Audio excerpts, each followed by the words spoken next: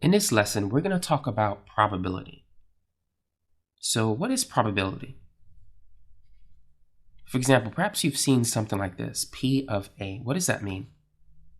This is the probability of event A occurring.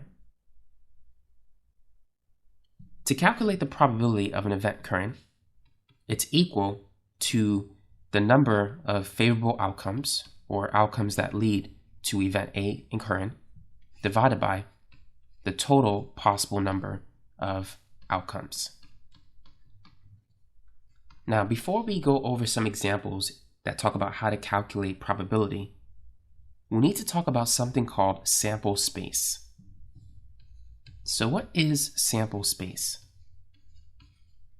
The sample space is basically the sets of all possible outcomes that can occur.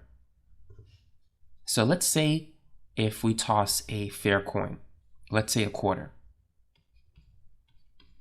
What are the possible outcomes of flipping one coin? There's only two possibilities.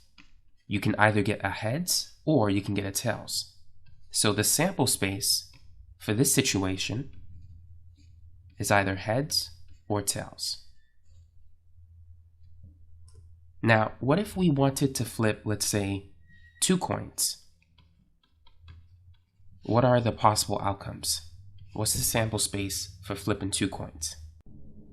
To help us get the answer, we're going to create something known as a tree diagram. So when flipping the first coin, we have 2 possibilities, heads or tails. Now, let's say if we get heads during the first flip. During the second flip, we can get another 2 possibilities, heads or tails. Likewise, if we get a tails during the first flip, on the second flip, we can also get heads or tails. So notice that we have 4 possible outcomes. So the sample space is going to be the first outcome, which is heads and then heads. So we can write that as HH. The second outcome is heads and then tails. So that's going to be HT. The third outcome is tails, then heads. And the fourth outcome is going to be tails and then tails. So this would be the sample space of flipping 2 coins. Now, for the sake of practice, what is the sample space of flipping 3 coins? Feel free to pause the video and try that. Construct the tree diagram to help you do so. So on the first try, we can get heads or tails. Now, if we get heads, it can be heads or tails. And if we get tails, it can also be heads or tails. Now, because we're flipping 3 coins, we need to do this one more time. So this could be H or T, and then repeat the process for each one.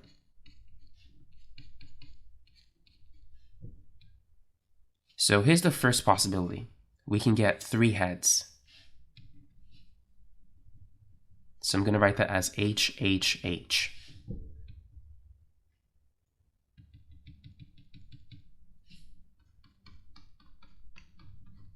The second possibility is getting heads, heads, and then tails. So HHT. The third possibility is heads, tails, heads. So that's HTH. The fourth is heads, tails, tails. So HTT. And then repeating this process, we can see that the next one is going to be THH. And then THT, TTH, and the last one is going to be TTT. So we're flipping 2 coins 3 times. So the number of possible outcomes is 2 raised to the 3rd power, which is 2 times 2 times 2, and so it gives us 8 possible outcomes. So this is the sample space, which represents all the possible outcomes that we can get for flipping 3 coins. Now, the probability of an event occurring is always between 0 and 1. If the probability is 0, this means that this event cannot happen. It will never happen. Now, if the probability is equal to 1, that means that the event will always happen. It also means that it has a 100% chance of occurring. If the probability of an event occurring is, let's say, 0.3, 0.3 times 100 is 30%. So it means that it has a 30% chance of occurring. So if the probability is 0.3, that means out of, let's say, 10 possible tries, we're going to get approximately 3 favorable outcomes, because 3 out of 10 is 0.3.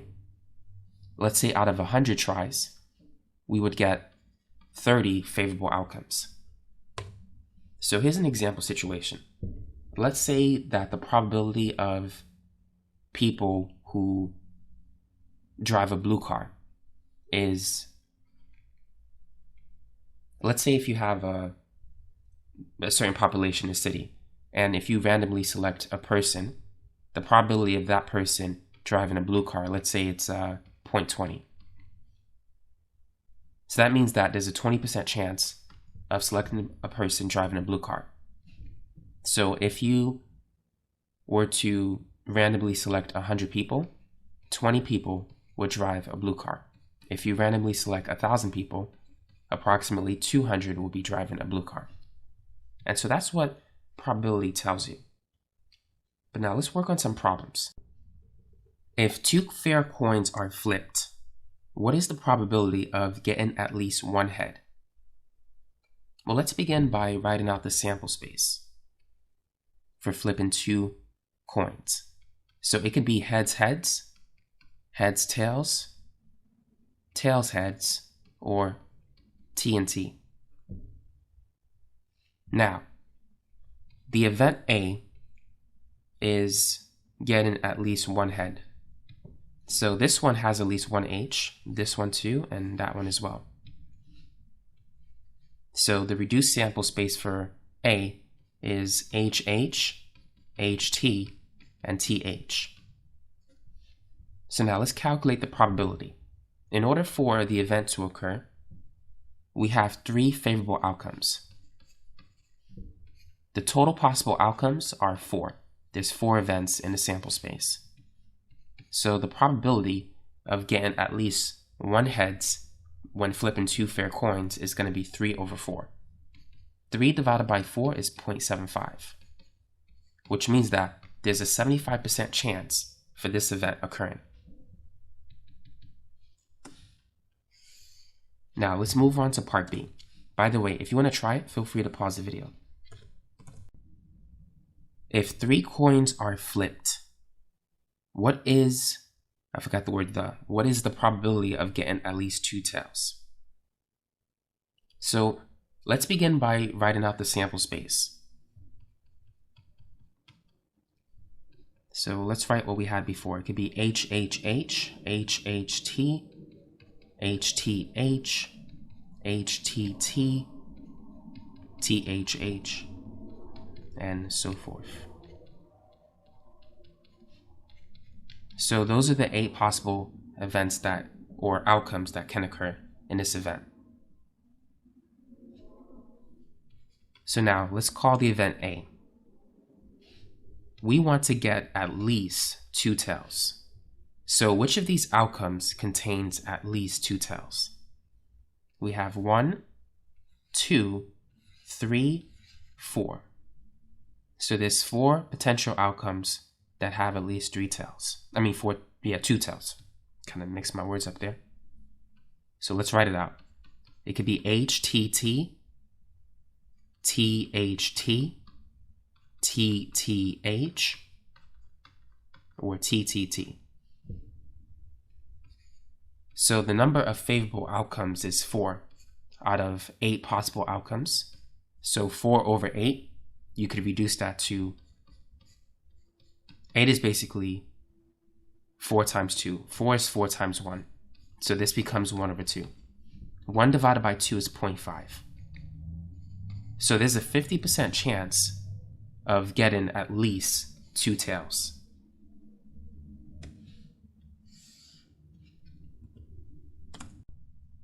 Now let's move on to part C. If 3 coins are flipped, what is the probability of getting exactly 1 tail? So go ahead and take a minute and work on this example. Pause the video if you want to.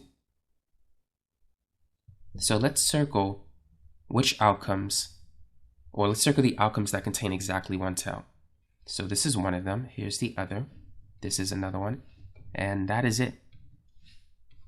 So for event A, or let's call it event C for part C, the 3 favorable outcomes are HHT, HTH, and THH. So the probability is going to be 3 favorable outcomes out of a total of 8 possible outcomes. 3 divided by 8 as a decimal is 0.375. And if we multiply that by 100, that means that there's a 37.5% chance of getting exactly 1 tail if 3 coins are flipped. So those are some simple examples of how you can calculate the probability of an event occurring. Now let's move on to our second problem. A 6-sided die is tossed. What is the probability of getting a 2? Let's begin by listing the sample space. So here's all the possible numbers that we can get. It's basically 1 through 6. Now the probability of getting a 2 is just, there's only 1 2 out of 6 possible outcomes. So we have 1 favorable outcome out of 6, and 1 over 6 as a decimal is basically 0.16 repeating. If we multiply that by 100, but first let's round that to 0.167. So this is approximately 16.7%.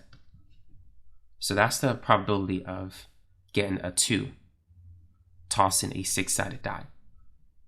Now what about part B? What is the probability of getting a 3 or a 5? So we have 2 favorable outcomes out of 6, so it's going to be 2 over 6, which if you divide both numbers by 2, you can reduce that to 1 over 3. So this is basically 0.3 repeating, so that's a 33.3% chance of getting a 3 or a 5.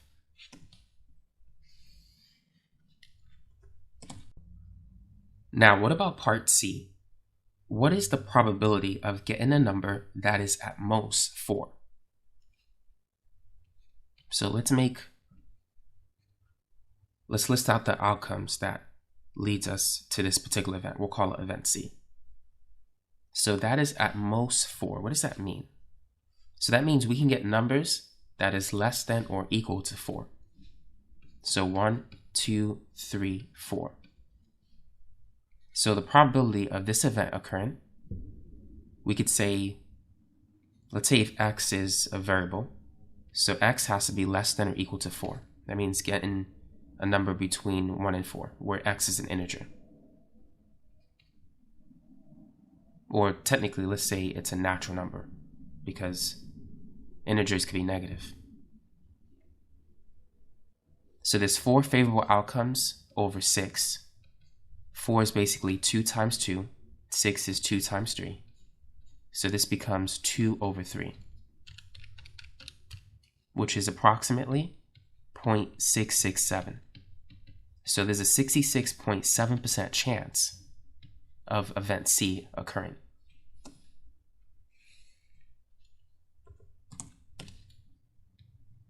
Now, what about D, part D? What is the probability of getting a number that is greater than 3? So let's list out the outcomes that favors event D. So numbers that are greater than 3, that includes 4, 5, and 6, but it doesn't include 3. So the probability of getting a natural number that is not equal to 3 but greater than 3 is going to be, we have 3 favorable outcomes out of 6, 6 is 3 times 2, 3 is 3 times 1, so this becomes 1 over 2, which means we have a 0.5 chance or a 50% chance of event D occurring. So as you can see, it's not difficult to calculate the probability of an event occurring. It's pretty straightforward, but with many examples, you can see what to do. Now, what about the last part, part E? What is the probability of getting a number that is less than or equal to 5? So event E, numbers that is less than or equal to 5, that's everything except 6. So the probability of getting a number or a natural number that is less than or equal to 5 is going to be 5 favorable outcomes out of 6 potential outcomes. So 5 over 6 is 0.833 repeating. So let's put approximately. So there's an 83.3% chance of event E occurring. So that's basically it for this video. Now you know how to calculate the probability of an event occurring. Thanks for watching. Oh, by the way, feel free to check out my playlist, statistics playlist. I do have more videos on probability if you are looking for those topics, such as independent, dependent events, mutually exclusive events, conditional probability, and other stuff like that.